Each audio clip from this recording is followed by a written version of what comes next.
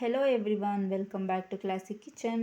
ಇವತ್ತು ನಾವು ಮನೆಯಲ್ಲಿ ಬಿಸಿ ಬಿಸಿಯಾದ ಗರಿಗರಿಯಾದಂತಹ ಚಿಕನ್ ಕಬಾಬನ್ನು ಹೇಗೆ ಮಾಡೋದು, ಯಾವುದೇ ರೀತಿಯಂತಹ ಅಂಗಡಿಗಳಲ್ಲಿ ಸಿಗುವ ಮಸಾಲೆಯನ್ನು ಬಳಸದೆ ಹೆಲ್ತಿಯಾಗಿ ಹೇಗೆ ಮಾಡ್ಕೋಬೋದು ಅಂತ ನಾವು ನೋಡೋಣ ಬನ್ನಿ.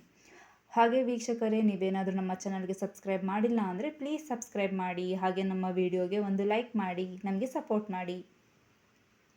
ಈ ಚಿಕನ್ ಕಬಾಬ್ ಮಾಡೋದಕ್ಕೆ ಬೇಕಾಗುವ ಸಾಮಗ್ರಿಗಳು: ಶುಂಠಿ ಬೆಳ್ಳುಳ್ಳಿ ಪೇಸ್ಟ್, ಕಾರ್ನ್ಫ್ಲೋರ್, ಅಕ್ಕಿ ಹಿಟ್ಟು, ಅಚ್ಚ ಖಾರದ ಪುಡಿ, ಒಂದು ಮೊಟ್ಟೆ, ಕುಟ್ಟಿಟ್ಟಿರೋದಂತಹ ಜೀರಿಗೆ ಪುಡಿ, ನಿಂಬೆಹಣ್ಣು, ಸ್ವಲ್ಪ ಎಳ್ಳು, ಉಪ್ಪು ಮತ್ತು ಇಲ್ಲಿ ತೊಳೆದಿಟ್ಟಿರುವಂತಹ ಚಿಕನ್ನ ತಗೊಂಡಿದ್ದೀವಿ. ಈಗ ನಾವು ಚಿಕನ್ಗೆ ಸ್ವಲ್ಪ ಉಪ್ಪನ್ನು ಸೇರಿಸ್ತಾ ಇದ್ದೀವಿ.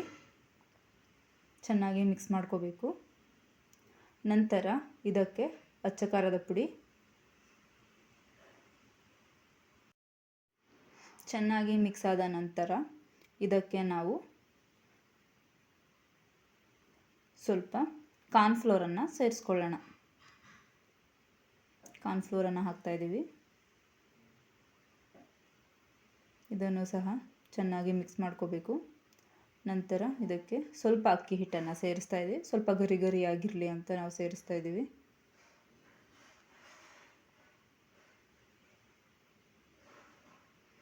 ಇದಕ್ಕೆ ಕುಟ್ಟಿ ಪುಡಿ ಮಾಡಿರುವಂತಹ ಜೀರಿಗೆನ ಸೇರಿಸ್ತಾ ಇದ್ದೀವಿ. ಅದಾದ ನಂತರ ಸ್ವಲ್ಪ ಶುಂಠಿ ಬೆಳ್ಳುಳ್ಳಿ ಪೇಸ್ಟ್ನ ಸೇರಿಸ್ತಾ ಇದ್ದೀವಿ.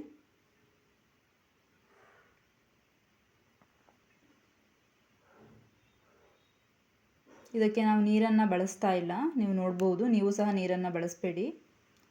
ಇದಕ್ಕೆ ಈಗ ಅರ್ಧ ಹೋಳು ನಿಂಬೆ ರಸವನ್ನು ಬಿಡ್ತಾ ಇದ್ದೀವಿ.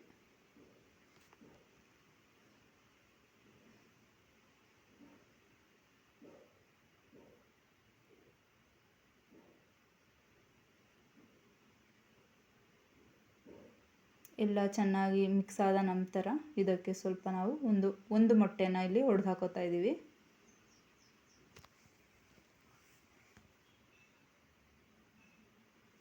ಮೊಟ್ಟೆಯನ್ನು ಕಬಾಬ್ ಮಿಶ್ರಣದೊಂದಿಗೆ ಚೆನ್ನಾಗಿ ಮಿಕ್ಸ್ ಮಾಡಿದ ನಂತರ ನಾವು ಇದಕ್ಕೆ ಸ್ವಲ್ಪ ಎಳ್ಳನ್ನು ಸೇರಿಸ್ತಾ ಇದ್ದೀವಿ. ಇದು ಆಪ್ಷನಲ್, ನೀವು ಎಳ್ಳು ಬೇಕಂದರೆ ಸೇರಿಸ್ಬೋದು, ಇಲ್ಲಾಂದರೆ ಬೇಡ. ಸೊ ನಾವು ಚೆನ್ನಾಗಿರುತ್ತೆ ಅಂತ ಸೇರಿಸ್ಕೊತಾ ಇದ್ದೀವಿ. ಈಗ ನೋಡ್ಬೋದು ಮಿಕ್ಸ್ ಆಗಿದೆ. ಈಗ ಸ್ವಲ್ಪ ಎಳ್ಳನ್ನು ಹಾಕ್ತಾ ಇದ್ದೀವಿ. ಎಲ್ಲವನ್ನು ಚೆನ್ನಾಗಿ ಮಿಕ್ಸ್ ಮಾಡಿದ ನಂತರ ಒಂದು 20 ನಿಮಿಷ ಇದನ್ನು ನೆನೆಯೋದಕ್ಕೆ ಬಿಟ್ಟರೆ ಸಾಕು. ಉಪ್ಪು ಎಲ್ಲ ನೀಟಾಗಿ ಚಿಕನ್ನಿಗೆ ಅಂಟ್ಕೊಂಡಿರುತ್ತೆ. ಸೊ ನೋಡ್ಬೋದು, ನಾವಿಲ್ಲಿ ನೀರನ್ನು ಬಳಸಿಲ್ಲ, ನೀವು ನೀರನ್ನು ಸೇರಿಸ್ಬೇಡಿ. ಸ್ವಲ್ಪ ಫ್ಲೇವರ್ ಬೇಕಂದರೆ ನೀವು ಸ್ವಲ್ಪ ಗರಂ ಮಸಾಲನ ಸೇರಿಸ್ಕೋಬೋದು.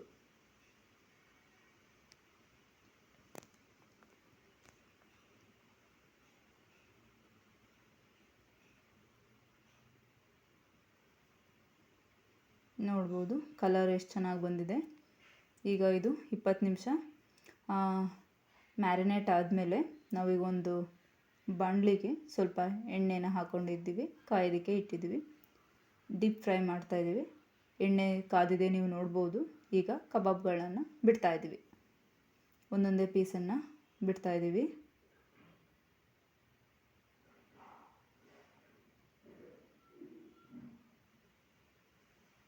ಮೀಡಿಯಮ್ ಫ್ಲೇಮ್ ಮಾಡಿಕೊಂಡು ಇದನ್ನು ಫ್ರೈ ಮಾಡ್ಕೊಳ್ಳಿ. ಇಲ್ಲಾಂದರೆ ಮೇಲೆ ಬೆಂದಿರುತ್ತೆ, ಒಳಗಡೆ ಬೆಂದಿರಲ್ಲ, ಹಿಟ್ಟಿಟ್ಟು ಹಾಗೆ ಇರುತ್ತೆ. ಈಗ ನಾವು ಎಲ್ಲ ಚಿಕನ್ ಪೀಸ್ಗಳನ್ನು ಹಾಕಿದ್ದೀವಿ.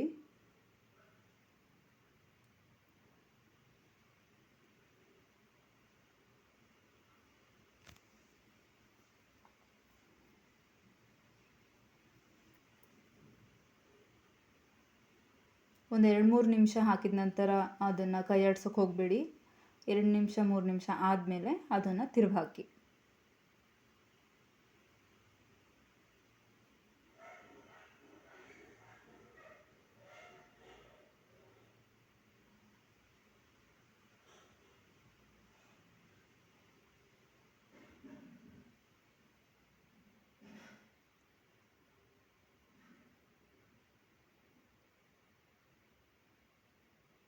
ನೋಡ್ಬೋದು ಈಗ ಇದು ಆಲ್ಮೋಸ್ಟ್ ಬೆಂದಿದೆ.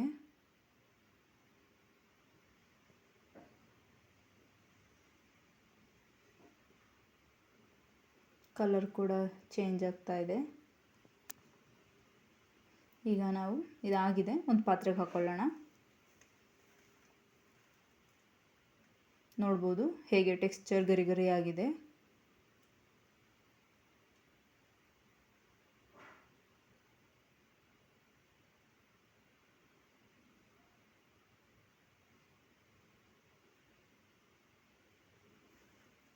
ಈಗ ಕಬಾಬ್ ರೆಡಿಯಾಗಿದೆ. ಬನ್ನಿ ಒಂದು ಗಾರ್ನಿಷ್ ಪ್ಲೇಟಿಗೆ ಹಾಕಿ ಗಾರ್ನಿಷ್ ಮಾಡೋಣ. ನೋಡಿದ್ರಲ್ಲ ವೀಕ್ಷಕರೇ, ಎಷ್ಟು ಸುಲಭವಾಗಿ ನಾವು ಮಾಡಿದ್ವಿ. ಮನೆಯಲ್ಲೇ ಇರುವಂತಹ ಪದಾರ್ಥಗಳನ್ನು ಯೂಸ್ ಮಾಡಿಕೊಂಡು ಯಾವುದೇ ರೀತಿಯಂತಹ ಅಂಗಡಿಯಲ್ಲಿ ಸಿಗುವಂತಹ ಮಿಶ್ರಣನ ನಾವಿಲ್ಲಿ ಯೂಸ್ ಮಾಡಿಲ್ಲ, ಪೌಡರ್ಗಳನ್ನು. ನೀವು ಸಹ ಹೀಗೆ ಕಬಾಬ್ ಪೌಡ್ರ್ ಬಳಸದೆ ಮನೆಯಲ್ಲಿ ರುಚಿಕರವಾದಂತಹ ಕಬಾಬನ್ನು ಮಾಡ್ಬೋದು. ಹೇಗೆ ಬಂತು ಅಂತ ನಮಗೆ ಕಮೆಂಟ್ಸ್ ಮೂಲಕ ತಿಳಿಸಿ ಫ್ರೆಂಡ್ಸ್. Thanks for watching.